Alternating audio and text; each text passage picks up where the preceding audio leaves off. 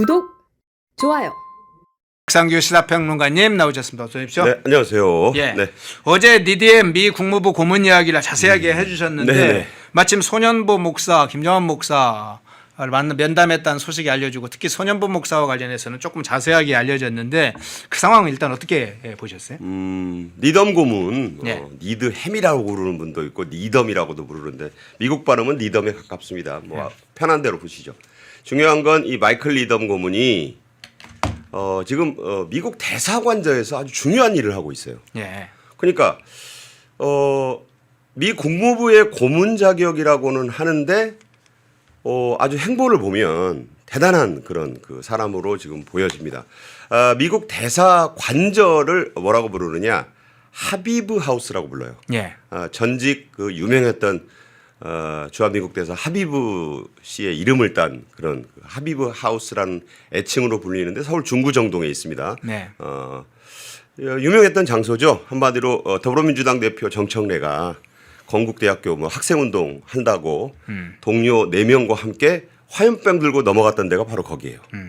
그 대사관저 가서 앞마당에다 화염병 던져가지고 불내가지고 방화 미수 혐의로 입건이 돼서 훈장을 달았죠. 자, 그런 얘기를 드리면서 여기서 지금 누굴 만났느냐. 조선일보 기자를 단독으로 불러서 긴 인터뷰를 했다는 말씀은 제가 어제 한번 드렸고 거기서 지금 소년보 목사를 불러서 예. 초청해서 오찬 간담회를 했다는 거예요. 근데 그에 앞서서 미 국무부, 그러니까 니덤 고문과 함께 온 게 그 혼자 아닙니다. 미 국무부의 실무 그 진들이 같이 왔어요. 그 실무 간부들과 함께 여러분 잘 아시는 줄리 터너, 미 국무부 인권, 노동, 종교 자유 담당 부차관보 대행입니다. 직함이 아주 긴데 어쨌든 고관이에요. 같이 하비브 하우스에서 오찬을 대접을 했고 이거 아주 파격적입니다. 근데 이제 손 목사가 갔다 와서 한 말은 그 실무진이 이 밥 먹기 전에 2시간 동안 자기를 자세히 면담해서 조사를 했다. 뭐에 대해서? 본인의 구속된 어떤 그 경위. 뭐 알겠지만 또 자세히 본인의 입으로 듣고 구치소에서 작년 9월에 이제 구속 기소돼 가지고 지난 1월 말까지 집행유예 받을 때까지 있었잖아요. 네. 그 어떤 수감 생활은 어땠느냐. 뭐 좋은 말이 별로 나왔다고 보여지진 않죠. 손 목사가 잘 지냈습니다. 이랬을 리도 없고. 네, 그런 것에 대해서 쭉 얘기를 했고. 자, 조사 2시간 오찬 간담회에서 또 니덤 고문이 줄리 터너 그 국무부 인권 종교자유 담당 부차관보와 함께 또 길게 얘기를 했다. 심상치가 않죠. 일단 그 행보 자체가. 그리고 갔다 와서 소년보 목사가 이제 그 사실을 알고 이제 뭐 여러 기자들이 통화를 시도했어요. 갔다 오셨다면서요. 뭐 그랬더니 이제 본인이 다 얘기를 합니다. 그러면서 뭐라 그랬느냐. 내가 이 마크 루비오 미 국무부 장관, 백악관 안보 보좌관의 비서실장이나 다름없는 사람이고 실제로 말씀드렸죠. 마크 루비오의 상원의원 시절 6년간 실제로 비서실장을 했던 사람이고 지금 미 국무부의 고문 장관 정책실장. 그러면서 무슨 말을 했냐. 손 목사가 전한 바에 따르면 JD 벤스는 내가 매일 만나는 사람이다 이랬대요. 그럼 왜 벤스 얘기를 손 목사가 그렇게 자세히 했을 것이냐. 벤스가 저번에 김민석이 미국 갔을 때 오라고도 안 했는데 가가지고 50분 만났을 때 그 소년보 목사의 얘기를 벤스 부통령이 물어봤다는 거잖아요. 그렇죠. 예. 그러니까 그 벤스 부통령이 내 얘기를 물어봤는데 니덤 고문이 그 벤스는 내가 미국에서 부통령이지만 매일 만나는 사람이다라고까지 얘기를 하면서 자세한 얘기를 나눴다고 했습니다. 그다음에 줄리 터너는 또 따로 극동 방송의 김장환 원로 목사 이분을 또 따로 면담을 했대요. 그건 이제 하비브 하우스에서 만난 건 아니고. 네. 자, 이게 실체적으로 팩트입니다. 그럼 왜 이렇게 이런 중요한 면담이 이루어졌느냐. 미 국무부가요. 매년 5월에서 6월 사이에 미국 의회에 보고서를 여러 개 냅니다. 예. 국제인권 보고서, 국제 종교 자유 보고서, 노동 보고서 이런 걸 내요. 자, 그게 그 미 국무부 실무진이 2시간이나 그 손 목사를 면담하고 김정환 목사를 줄리 터너가 가서 만난 이유가 다 뭐예요? 한국의 종교 자유가 과연 제대로 작동되고 있는 것인가? 이재명 정권이 이 보수 기독교계를 무슨 특검이 가서 또 물론 해병대원 특검이었습니다만 김 목사 집에 가서 그 부인이 변호사 올 때까지 좀 기다려달라고 했는데 특검이 그냥 막무가내로 그때 변호사 안 왔는데 아침에 그 김정환 목사 자택을 압수수색하지 않았습니까? 예. 그다음에 또 극동방송도 압수수색하고 그다음에 손현보 목사는 여러분 잘 아시는 대로 대선 때 특정 후보를 뭐 교회에서 기도회 등에서 지지했다는 혐의로 공직선거법 위반 혐의로 구속 기소가 돼가지고 10, 11, 12, 1월 넉 달간 감옥에 있었어요. 이런 상황들에 대해서 과연 한국에서는 교회에서도 정치적 발언, 특정 후보를 지지하거나 기도회에서 그런 말을 못하는 나라냐. 이런 얘기들이 오갔다는 것입니다. 그러면 그게 어디에 담길까요? 5, 6월에 미 국무부가 의회에 내는 국제 종교 자유 보고서에 다 담기는 거예요. 그럼 무슨 내용, 뭐 좋은 내용이 올라갈까요? 한국이 참 K-팝 헌터스니 K 뮤직 BTS만 있는 나라인 줄 알았더니 종교 자유는 뭐 시천발로 영 꽝이구나. 이 보고서가 나오게 되면 가뜩이나 요즘 분위기 안 좋은데 뭐가 좋겠어요. 지금 관세 협상, 통상 협상, 안보 협상에도 한국은 그런 나라야. 미국 보수 기독교계가 지금 난리인데 그 보고서가 국무부에 의해서 한국에 와가지고 미국 대사관자에서 면담하고 극동방송 김정환 목사를 장시간 면담하고 그렇게 사태가 전개되고 있다는 얘기입니다. 예. 자, 한 가지만 더 추가해서 그러면 여쭤볼게요. 자, 유성락 국가안보실장이 지난번 이제 언론과 인터뷰에서 본인이 인식하고 있는 문제를 얘기했어요. 쿠팡이나 온라인 플랫폼법이나 손현범 목사 등이 이 문제가 지금 한미 안보 현안에까지 영향을 미치고 있다 이런 얘기했잖아요. 그렇죠. 사실은 이제 유성락 실장 외에는 지금 전혀 상관없다고 지금 계속 이야기를 하고 있지 않습니까? 공식적으로 그렇죠. 김민석을 어떻게 보면 포함해. 그렇죠. 예. 네. 그러면 여전히 지금 이런 국무부의 이런 상황이 그냥 공개적으로 드러나고 있는데도 계속 이걸 쿠팡 문제든 손현범 목사를 이재명 정권이 부인하고 갈 수 있을까요? 어떻게 보세요? 뭐 일단 외교부에다가 기자들이 또 물어봤대요. 예. 아니 미국 대사관자에서 리덤 고문과 줄리 터너가 손현보 목사를 초청해서 식사를 대접해가면서 저렇게 하고 무슨 국무부 실무진은 손 목사를 오찬전에 2시간 굉장히 긴 시간이잖아요. 그러네요. 영어로 번역을 했다 그래도 1시간 정도는 조사를 했다는 거죠. 물어보고 뭐요 이게 도대체라고 했더니 조현 외교부 장관의 그 아마 뭐 부하들 아니겠습니까? 이제 언론사에다가 미국에 연례 이 국무부 인권 보고서 나오잖아요. 네. 뭐 그런 거를 위해서 미 국무부가 와서 통상적인 소통을 한 차원입니다. 그랬대요.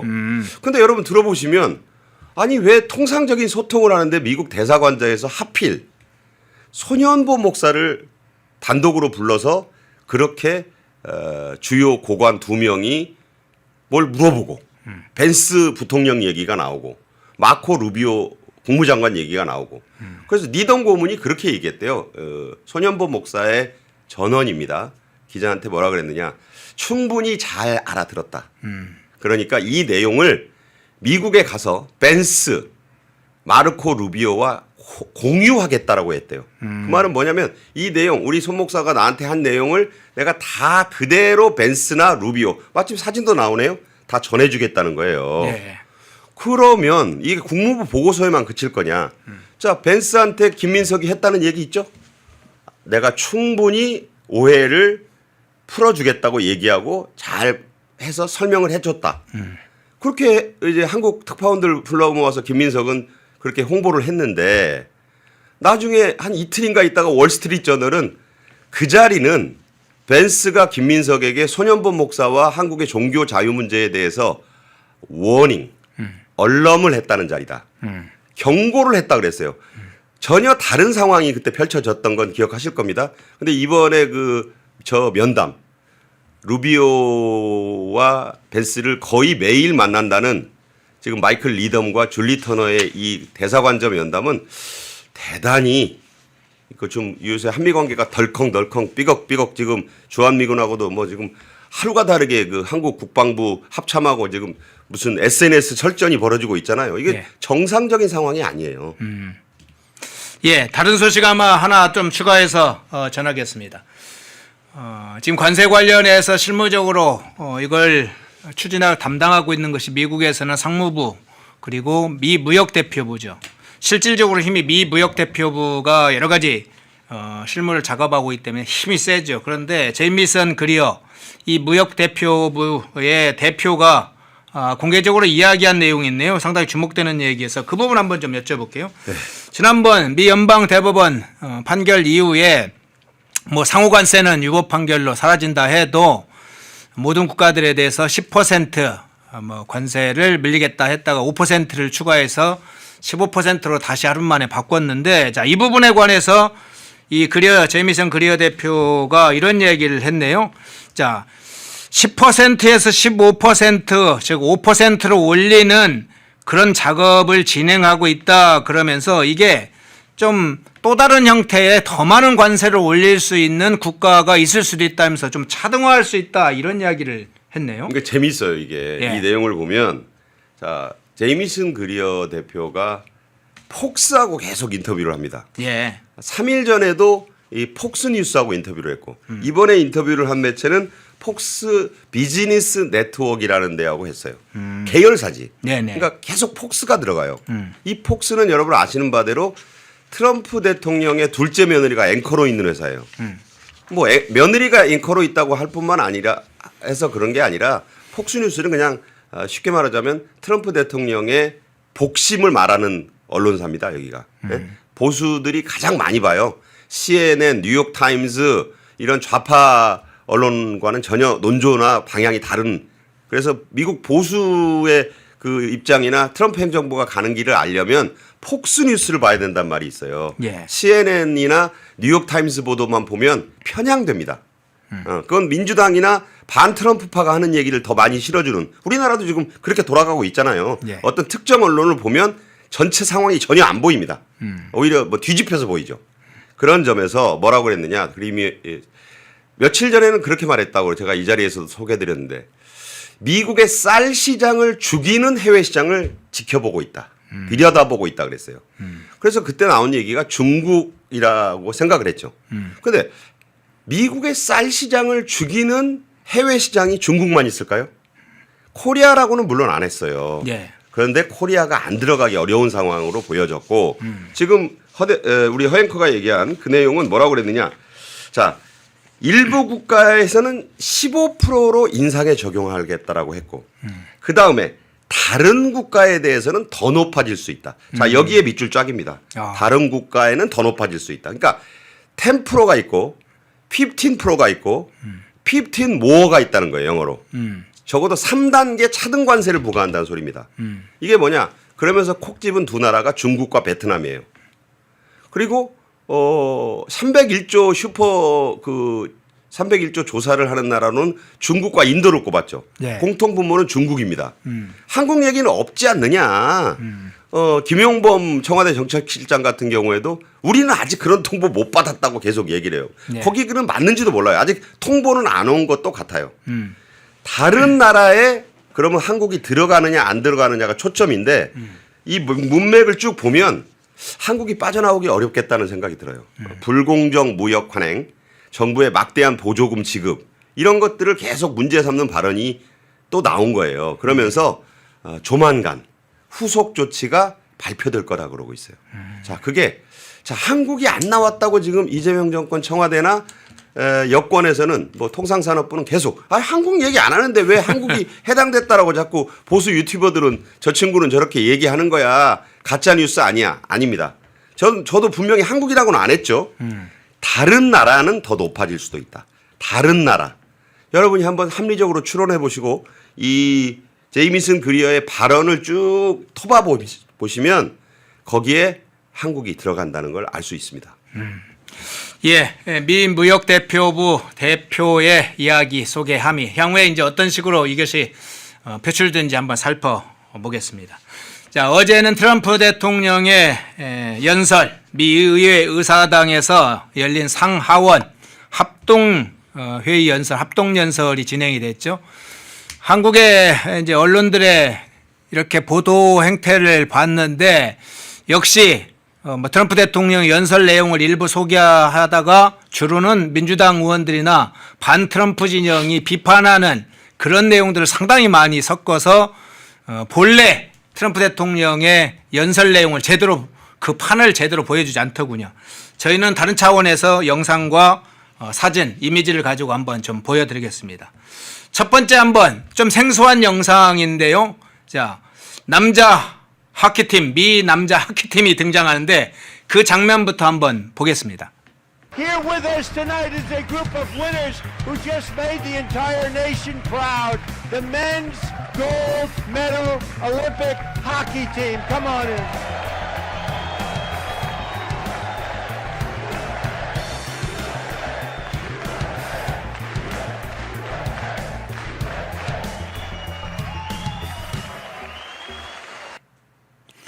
자, 미 남자 하키팀 이 관련된 내용은 좀 이제 박상규 평론가님 자세히 분석을 해줄 텐데 들어왔을 때 여야 그러니까 공화당 민주당 의원들 전체가 일어났다고 해요. 모두 일어나서 기립박수를 보냈다. 저 장면 어떤 차원에서 보세요? 우리나라 의회가 만약 국회가 열렸을 때 네. 이재명이 저런 장면을 만약 연출했다고 칩시다. 이를테면 이런 거죠. 김길리가 들어온다. 그럼 내가 볼 때 양쪽이 다 일어나야 될걸요. 그렇지 않습니까? 그런 상황이다. 그러면서 트럼프 대통령이 조크를 던지죠. 내가 오건 누가 오건 생전 의자에 딱 붙어 앉아있던 민주당 의원들이 남자 하키팀을 보고 처음으로 일어나네요. 네. 조크를 던져그러니까 폭소가 터졌대요. 그러네. 자, 이건 무슨 말이냐. 아이스하키를 신주단지 모집하는 나라는 미국이 아닙니다. 캐나다예요. 북미 아이스하키 리그 NHL이라고 웨인 그레츠키라는 아주 전설적 스타도 캐나다 출신이고 캐나다는 그냥 아이스하키에 목을 매는 나라라고 보면 돼요. 지난 동계올림픽 챔피언, 디펜딩 챔피언. 결승전에서 스코어가 어떻게 된지 아십니까? 2대1로 이겼네. 2대1로 1대1로 가는데 마지막에 미국이 연장전 골든골을 넣어가지고 이겨요. 네. 그래서 그때 상징적인 두 장면이 있어요. 트럼프가 파한대소를 하고 마크 칸이 캐나다 총리하고 부인이 마크 칸이는 고개를 쥐어받고 그 칸이 부인은 막 그냥 막 하늘이 무너진 표정을 지어요. 예. 캐나다 그날 뭐 그냥 완전히 나라 망한 듯이 굴었어요.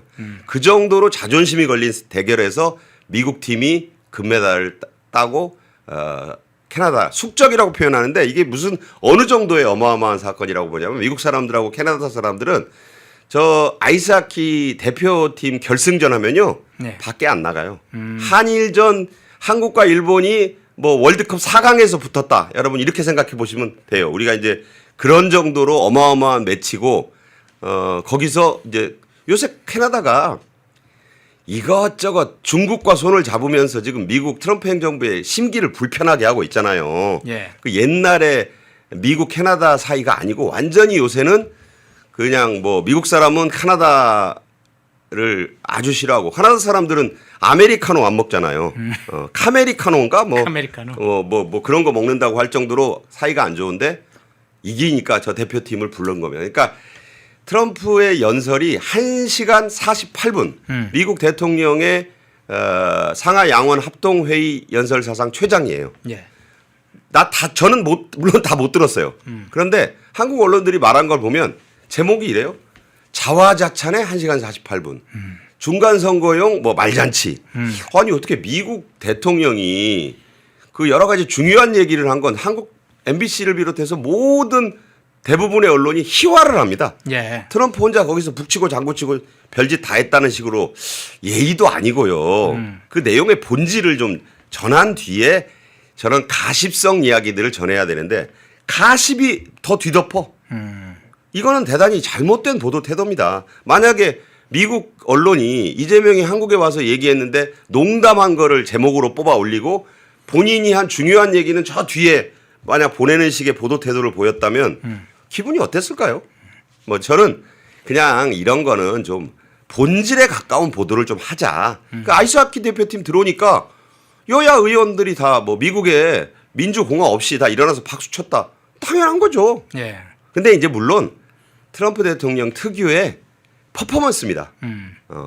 그러니까 야 내가 그 대통령 하는 바람에 캐나다도 요새 관세 때문에 나한테 쩔쩔매고 아이스하키 또 내가 있기 때문에 이겼어. 뭐 그런 식으로 자랑하고 싶은 마음이 있었던 거고 그들이 들어오면서 민주당을 이 약간 뭐랄까 비판을 하는 거잖아요. 당신네들 나 들어올 때도 안 일어나고 박수 한 번 안 치던 사람들이 아이스하키 대표팀 들어오니까 박수 치네.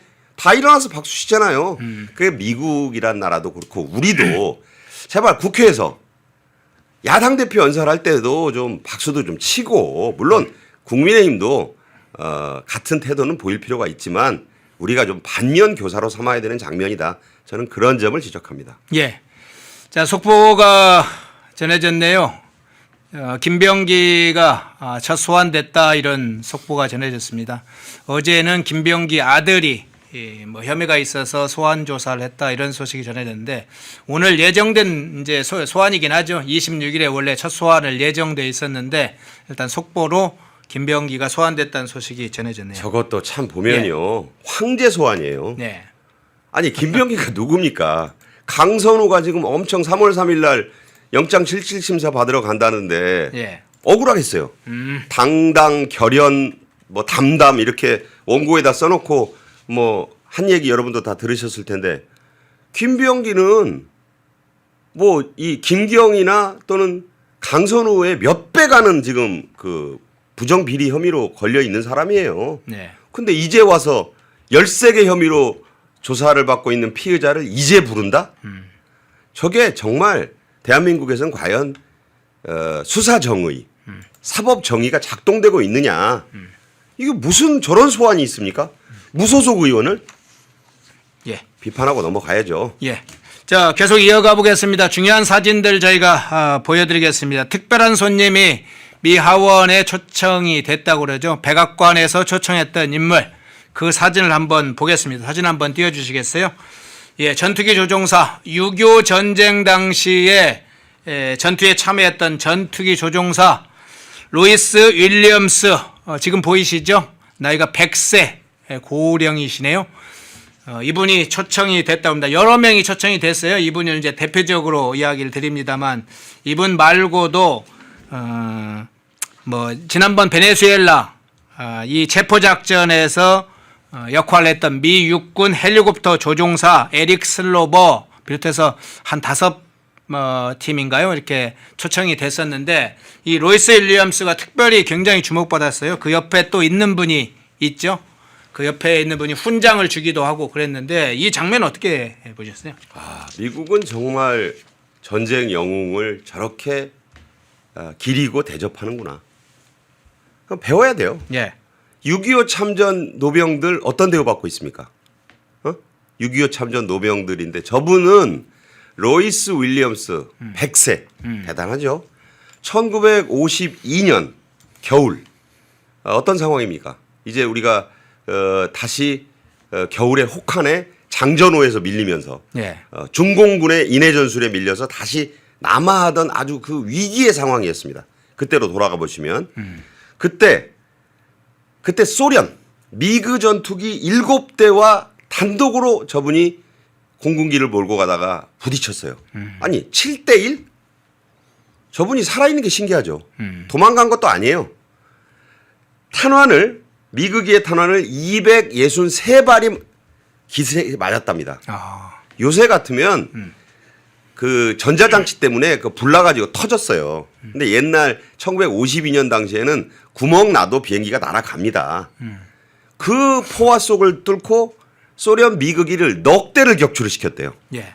이게 말이 됩니까? 네. 워게임이죠. 그런데 진짜 실화예요. 그리고 귀환을 했어요. 진짜 영웅이다. 그리고 그러고 나서 한국전 그러니까 6.25 때 무려 220회 이상 공중전에 참여해서 살아 돌아온 분. 격추를 하신 분. 그리고 2차 대전 물론 그 이전에 2차 대전 심지어 월남전에까지 참전한 워히어로의 워히어로 정말. 자, 미국 의회 최고의 메달인 메달 오브 아너. 미 의회 명예 훈장입니다. 이거 뭐 은십자 훈장, 뭐 이런 동십자 훈장 뭐 이런 거 있는데 훨씬 영예로운 훈장이죠. 자, 저분 100세인데 얼마나 미남이세요? 그러네요. 저걸 뭐 멜라니아 트럼프 여사가 뭐 메달을 걸어줬다고 또 그 무슨 그 영부인 가십으로 그 폄하하는 사람들이 있는데 본질을 못 보는 거예요. 저 영웅을 대접할 줄 아는 나라다는 거예요. 그거를 우리가 좀 봅시다. 한국의 의회가 6.25 참전용사 한 분 뭐 불러서 훈장 같은 거 줘본 적 있어요? 난 그 저 윤석열 정부 때나 과거 보수 정부 때는 그런 일이 좀 있었다고 보는데 이재명 정권, 뭐 문재인 정권도 마찬가지고 좌파 정권에서는 6.25 자체를 다른 시각으로 보고 있잖아요. 그렇죠. 중공군이 그때 물밀듯 내려온 중공군하고 지금 중국하고 손잡고 그때 북한의 그 김일성의 손자가 지금 김정은인데 김정은한테 잘 보이려고 지금 난리가 난 정권에서 예. 우리가 저런 영웅을 대접하는 대접이 아니라 제대로 대우하는 미국의 안보 의식을 정말 좀 남의 나라의 일이지만 그 6.25가 어떤 6.25입니까? 그러면 남의 나라 전쟁이에요? 미군 로이스 윌리엄스가 여기 와가지고 그렇게 싸울 이유가 사실 없었던 전쟁이에요. 죽을 뻔했잖아요, 저분. 무엇을 위해서? 자유를 위해서. 여러분 좀 생각해 봅시다. 예. 네. 자, 로이스 윌리엄스 대한민국의 입장에서는 우리가 진짜 영웅으로 받들어야 할 분이죠. 대한민국을 있게 만들었던 그 영웅들, 물론 돌아가신 영웅들이 있습니다만은 저렇게 참전 용사들 중에 오랜 기간 동안 함께 미국의 자유민주주의 체제를 지키면서 대한민국의 또 문명국가의 발전을 기대하고 또 박수를 보내는 분들이 많다고 하죠. 지금 예. 제가 이제 말을 하는 도중에 우리 댓글창에 예. 윤석열 전 대통령도 이 로이스 윌리엄스 전 그 영웅을 예. 한국에 왔을 때 아주 융숭하게 대접하고 훈장도 수여한 분이다라고 상기시켜 주셨습니다. 예. 그게 동맹으로서의 최소한의 예의인 것이죠. 예. 자, 중요한 장면을 봤네요. 저런 게 국가죠. 그래야 국가가 살아있다는 것을 확인시키는 거죠. 목숨을 걸고 싸워야 할 이유가 있는 것이죠. 자, 묘한 장면의 또 다른 사진을 한번 보겠습니다. 앞서 이제 6.25 전쟁 참전 용사와 다른 묘한, 그러나 너무나 익숙하고 너무나 당연한, 자, 어떤 장면이냐? 연방 대법원장과 대법관이 참석한 사진인데요. 그 사진 한번 보겠습니다. 예, 이날 트럼프 대통령 연설에는 존 노버츠 대법원장을 비롯해서 3명의 대법관이 참석을 했습니다. 트럼프 대통령이 사실은 이제 지난번 관세 문제 관련해서 좀 마음이 불편했을 텐데 이 대법원장과 대법관들이 참석하는 그 사진 계속 띄워놔 주세요. 그 장면을 봤는데 어떤 의미를 부여하시나요? 저게 역시 또 미국인 거죠. 저 네 사람은 왼쪽부터 존 로버츠 대법원장, 오른쪽에 코니 베럿, 캐버노. 그러니까 미국 대통령이 그 상하 양원 합동회의에서 연설할 때는 관례로 저렇게 다 나와서 앉아 있습니다. 예. 그만큼 미국은 삼권 분립을 중시하는 나라라는 것을 보여주는 거예요. 한국 국회에서 대통령이 시정연설을 하거나 뭐 연설을 할 때 대법관이나 들 초청해서 또 당연히 그 앞줄에 앉아서 저렇게 보는 적이 있습니까? 지금 대법원을 지금 증원 12명을 증원한다. 왜 12명인지 모르겠어요. 그 12명이 우고 차베스가 늘렸던 숫자하고 자꾸 연상이 되는 건 저만의 생각인 건지. 그 대법원 법 왜곡죄, 무슨 헌법 소원, 뭐 무슨 지금 김용민하고 지금 무슨 법사위 추미애하고 해서 막 무슨 정청래하고 아주 자기들끼리 난리가 났던데 네. 이 당이 무슨 더불어민주당 내전을 보면요 저게 내란이지 싶어요. 대표한테 무슨 김용민이가 막 뭐 수정안을 왜 우리가 낸 거를 그렇게 고치냐고 막 항의하고 아니 이 당은 도대체 꼬리가 머리를 잡아 흔드는 당인가? 뭐 서로 난리가 났는데 그런 대법관에 대한 존경은 1도 없고 또 여기 보면 저 사람들 저 미국 연방 대법관들 보수 진보 섞여 있지만 주로 보수 대법관들입니다. 이번에 6대3 판결 중에 코니 베럿하고 존 로버츠하고는 오히려 트럼프에게 반대되는 판결을 내렸어요. 네. 불편할 거 아니에요. 네. 내가 임명해준 보수 대법관인데 상호 관세를 위법으로 판결해? 얼마나 짜증 나겠어요, 트럼프가 속으로는. 저 사람들도 그 자리에 와서 저렇게 경청할 이유가 없다는 생각이 들어요. 근데 저게 미국 민주주의인 겁니다. 입법, 사법, 행정의 분리와 함께 삼권, 트리니티를 떠받치는 미국 민주주의는 이런 것이다라는 걸 보여주는 거예요. 부럽습니다. 예, 그렇습니까? 예. 자, 그 장면 사진까지 봤는데 이제 내용을 잠깐 한 두세 가지 장면을 핵심적인 내용만 좀 살펴보겠습니다.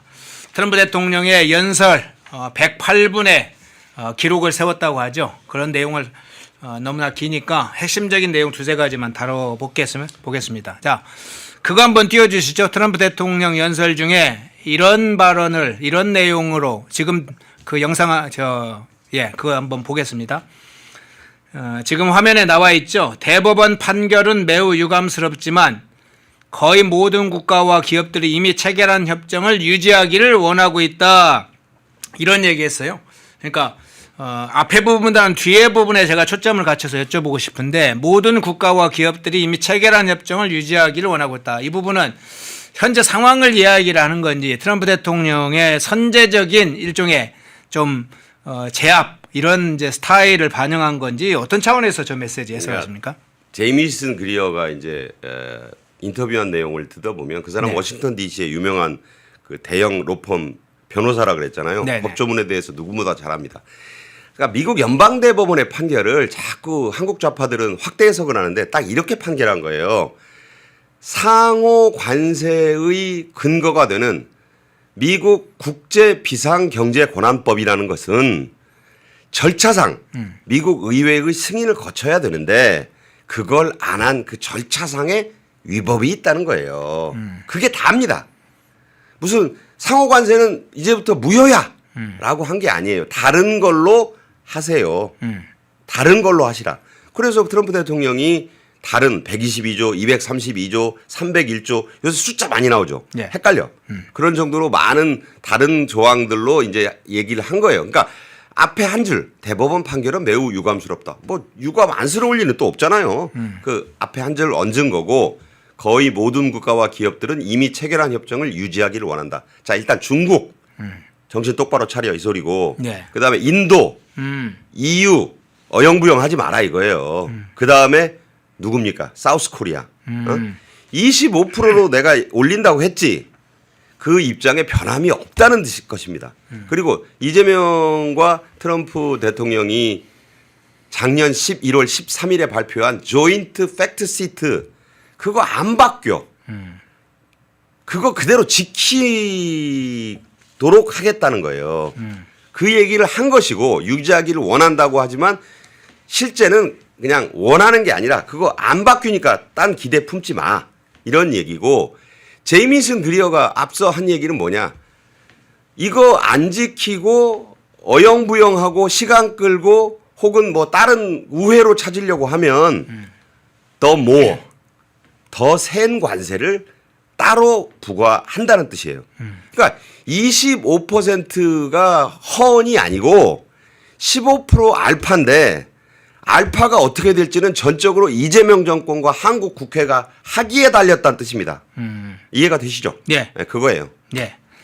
자, 좀 상세한 내용을 조금 분석하는 데는 조금 시간이 걸리니까 이 문제로 바로 넘어가 볼게요. 마침 이제 외교안보 문제 나왔습니다. 저희가 관세 부분은 아주 자세하게 분석을 하고 있기 때문에 외교안보 문제와 관련해서도 트럼프 대통령 연설 문제를 한번 살펴보고 싶은데 힘을 통한 평화 이런 원칙을 상당히 강조를 했어요. 그러면서 이란 핵시설을 공격한 그런 지난해의 어떤 상황들도 상기를 시켰는데 이렇게 트럼프 대통령이 얘기합니다.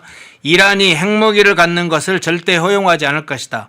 우리는 지구상에서 가장 강력한 군대를 가지고 있다 이렇게 강조를 했는데 어제 뭐 수송기가 미군 기지로 150대가 갔다까지 지금 알려지고 있습니다. 항공모함의 잠수함에 아예 미군 기지에 150대 수송기가 이동을 했다 이런 것까지 알려지고 있는데 이 부분 어떤 부분에 포인트가 좀 있을까요? 공격은 임박했습니다. 예. 저는 완전히 그렇게 보는 것이 스티브 윗코프하고 쿠슈너 네. 트럼프 대통령의 맞사위죠. 두 사람이 가서 이란과 핵 협상을 했는데 핵 협상은 아무 소득이 없어요. 하메네이가 뭐라고 지금 지시를 했다고 그러냐면 내가 죽으면 모든 직위에 신정 정치를 이끄는 이란의 모든 그 포지션에 있는 지도자들은 4순위까지 정해놓으라 그랬대요. 쉽게 얘기해서 허앵커 자리가 빈다고 하면 예. 2번, 3번, 4번, 5번까지 정해놓으라는 거예요. 본인은 좀 약간 기분 나쁘시겠지만 그게 무슨 말이냐. 죽는다는 걸 전제하고 하메네이도. 그러면 하메네이 2, 하메네이 3, 하메네이 4, 하메네이 5까지 대안을 마련해라고 그랬대요. 이게 무슨 얘기입니까? 결사항전을 선언한 건데 에이브러햄 링컨호하고 제럴드 R. 포드 세계 최대의 핵추진 항모 선단 2개가 호르무즈 해협에 배치에 들어간 게 이미 꽤 됐습니다. 네네. 지금 공군 수송기가 날아가기 시작했다는 것은요. 이제 모든 공격 준비가 끝났다는 거예요. 제가 보기에는 오늘 밤, 내일 밤 이란 상공, 테헤란 상공에 그 토마호크 미사일이 불꽃놀이를 벌인다 해도 놀이는 아닙니다. 예. 수많은 사람들이 죽을 거예요. 그리고 한 번 때리면 그냥 해보는 정도가 아니라 아마 어마어마하게 이란에게 그 무차별 공습을 할 것 같아요. 물론 많은 희생이 따를 것입니다. 또 하나 느리한 혁명 수비대도 일단은 뭐 오만이라든가 카타르에 있는 미군 기지를 많이 공격을 할 거라 그래서 미군 사망자도 굉장히 발생할 걸로 지금 보고 있어요. 다만 이 미드나잇 해머 이름이 섬뜩하죠. 심야의 망치입니다. 작전 이름이. 예. 그 망치로 이제 이란을 이제 때리는데 이란이 이제 장도리 정도로 뭔가 나오겠다는 거예요. 조그만 장도리 같은 걸로. 자, 전쟁은 벌어져서는 안 됩니다. 그리고 트럼프 대통령은 지금도 뭐라 그러느냐. 나는 외교적인 해결 방법을 더 선호한다라고 얘기하고 있어요. 왜? 제가 보기엔 이게 실제 만약에 호르무즈 해협을 오가면서 그 국지전이나 대규모 이란 공습이 벌어지잖아요. 예. 국제 유가 난리 납니다. 그럼 잘 나가는 한국 증시 어떻게 될지 아무도 몰라요. 그러니까 우리로서는 기름을 모두 중동산 두바이 기름을 갖다 쓰는 우리는 호르무즈 해협 막히고 좋을 게 하나도 없죠. 안 싸우는 게 우리한테도 좋아요. 그런데 이란이 말을 안 들어요. 그러니까 무력이 사용될 기미가 지금 뚜렷해지고 있다. 친구 특사와 사위 특사를 보낸 이유도 외교적 해결 방안에 별 기대를 안 한다는 겁니다. 트럼프 대통령은. 제대로 된 외교관들을 안 보내는 이유가 이란 신정 뭐 하메네이 부하들하고 얘기해봐야 안 된다는 걸 아는 거예요. 그러니까 전문 외교관들을 안 보내고 사위 특사, 친구 특사 보내가지고 협상을 했는데 뭐 답이 없잖아요. 네. 그래 아까 얘기한 4순위까지 후계자들을 정해놓으라고 했다는 거는 한번 해보자는 거죠. 그렇게 돌아가고 있다 말씀드립니다. 예. 자, 마지막으로 미 하원 연설에서 좀 있어서는 안 되는, 있으면 좋지 않은 장면의 한 사진을 한번 보겠는데요. 그 사진 한번 보여주시죠. 민주당의 하원 의원 사진, 엘 그린 사진을 한번 보여주시겠어요? 엘 그린 사진 없습니까? 예, 엘 그린 사진이 없나 보네요. 그럼 그 부분은 좀 건너뛰겠습니다. 엘 그린 사진이 예, 그겁니다. 예, 마침 엘 그린 민주당 연방 하원 의원. 자, 영어로 뭘 들고 서 있습니다. 흑인은 유인원이 아니다. 이런 이제 그 팻말을 들고 서 있는데 의회 직원이 지금 막고 있죠. 그만하시라 이렇게 이야기를 했어요. 팻말을 내리라 이렇게 했는데 거부를 계속해서 트럼프 대통령의 연설을 방해하는 행동이 계속될 것 같으니까 결국은 이 직원들이 퇴장을 시켰습니다. 의회 직원들이 퇴장을 시켰어요. 자, 저 장면 어떻게 보셨어요? 자, 저기 뭐라고 써놨냐면 네. Black people aren't apes예요. 자, 뭐 apes가 뭡니까? 유인원이죠. 왜 유인원이란 말을 썼을까요? 흑인은 유인원이 아니다. 흑인은 원숭이가 아니다. 맞아요. 흑인이 뭐 원숭이입니까? 백인도 원숭이가 아닌데 굳이 저렇게 얘기한 건 저 꽁지머리 의원이 어마어마한 민주당의 반 트럼프파예요. 저것도 미국 민주주의의 한 모습이라고 봐요. 만약 한국에서 이재명 반대한다고 국민의힘 의원 하나가 예를 들어서 무슨 국힘 의원들은 원숭이가 아니다. 뭐 이런 식으로 만약 했다고 칩시다. 가만 놔뒀을까요? 저는 이제 그런 걸 떠올리면서 저렇게 할 수 있는 나라, 저렇게 해도 보도가 되고 트럼프가 웃으면서 이게 내리라 그래. 자, 왜 에이프스란 말을 썼을까요? 유인원. 트럼프 대통령 측에서 나온 것인지는 몰라도 오바마하고 그 원숭이로 희화한 그림 나왔잖아요. 네. 그 전직 그 상대 진영 대통령을 원숭이라고 표현하고도 괜찮은 나라. 미국은 표현의 자유가 있는 나라예요. 표현의 자유가 헌법의 수정헌법 제1조인 나라. 아니 우리 같아봐요. 법 왜곡죄 판사들도 지금 국회의원들이 심판하겠다고 하는데 표현의 자유가 있습니까 우리가? 뭐 무슨 모독죄 많죠. 뭐 정보통신망법 보면은 무슨 허위 가짜 뉴스 뭐 지금 뭐 뉴미디어도 지금 다 저촉을 받고 있잖아요. 부럽다. 대통령 연설하는데 흑인은 원숭이가 아니다. 다 안다. 근데 이제 저게 보세요. 자, 말리는 저 직원도 그냥 손으로 이렇게 얘기하잖아요.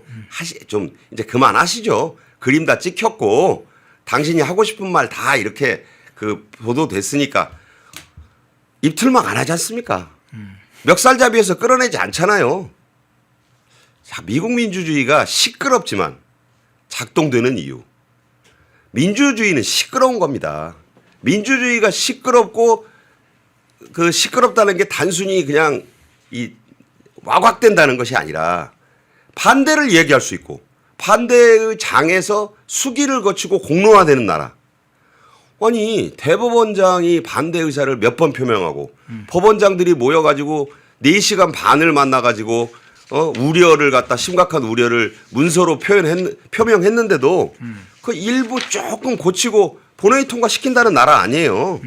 그리고 거기에 대해서 뭐 비판하면 뭐 거의 잡아가는 수준의 나라. 이게 미국이 볼 때는 한국은 민주주의 국가가 아닌 겁니다. 예. 자, 미 하원 상하원 합동 연설 여러 장면들을 살펴봤습니다. 하키팀부터 해서 중요 장면들, 6.25 참전, 용사의 장면들까지 아주 중요한 장면들이 많이 있었는데 시간이 제약이 있어서 조금 중요한 장면들만 뽑아서 한다는 거 양해를 좀 부탁드립니다. 많은 장면들을 우리가 기억하고 민주주의 국가의 힘, 미국의 힘 이런 걸 또 연설을 통해서 다시 확인하게 되네요.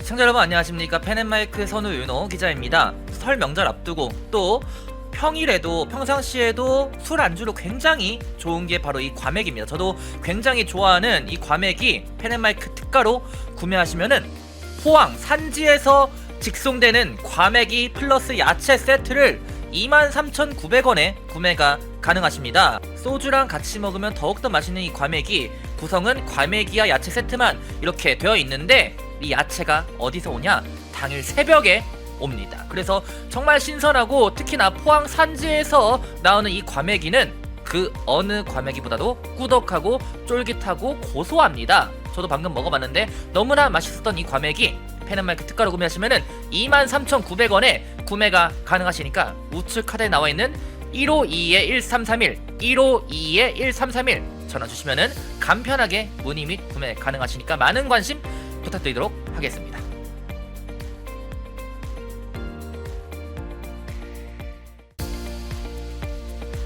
시청자 여러분 안녕하십니까. 펜앤마이크 선우윤호 기자입니다.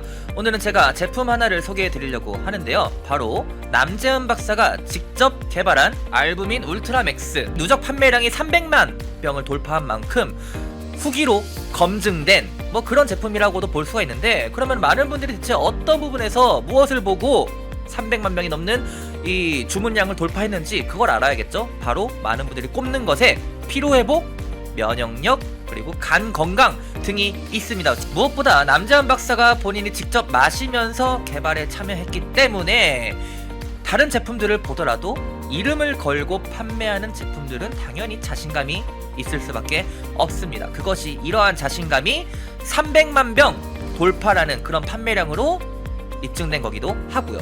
이 피로 회복, 면역력, 집중력 저하, 간 건강 등 이 하루 한 병 바꿔보시면은 아마 일상이 달라졌다는 후기들이 많은 것처럼 여러분들도 그 후기가 자신의 후기가 될 수 있을 거라 생각을 합니다.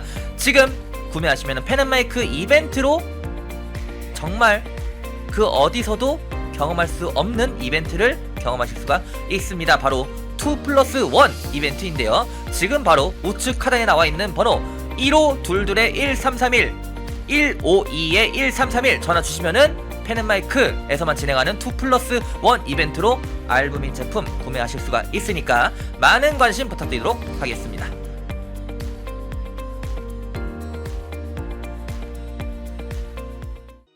펜앤마이크에서 추천하는 영상도 보고 가세요. 다른 영상도 즐기시려면 구독 버튼을 꼭 눌러주세요.